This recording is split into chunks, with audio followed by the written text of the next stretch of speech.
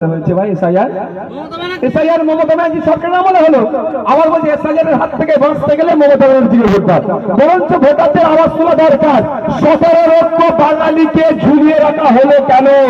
এর জবাব প্রথম মমতা ব্যানার্জিকে দিতে হবে, তারপরে নরেন্দ্র দামোদর দাস মোদীকে দিতে হবে। এরা দুজন মিলে 27 লক্ষ বাঙালিকে আজকে আতঙ্কে রেখেছে। এর সমস্যা হচ্ছে আমাদের, আমরা গুনছি কটা মুসলমান কটা হিন্দু, কিন্তু ভাবতে হবে 17 লক্ষ আমার হিন্দু ভাই বোনকে, 10 লক্ষ আমার মুসলমান ভাই বোনকে আটকেছে।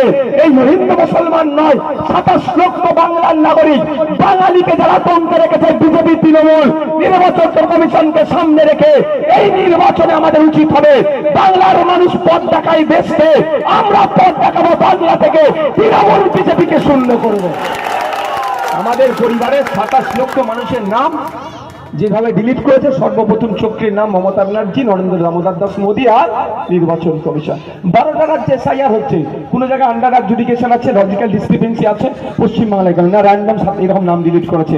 সেই জ্যোতিবাবুর কথা মাথায় এসে গেল, কি বলুন তো, সরকার না চাইলে দাঙ্গা হয় না, তো সরকার না চাইলে ভোটার লিস্টের নামও ডিলিট হয় না। বুঝে যাচ্ছেন কি বলছে?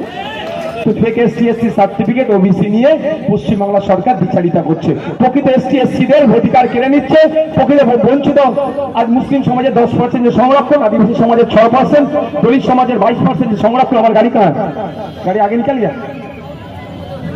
আগে আসুন, ওখানে নিয়েছে রাখো, ওখানে নিয়েছে। আচ্ছা, কেন রাখো, তাড়াতাড়ি রাখো।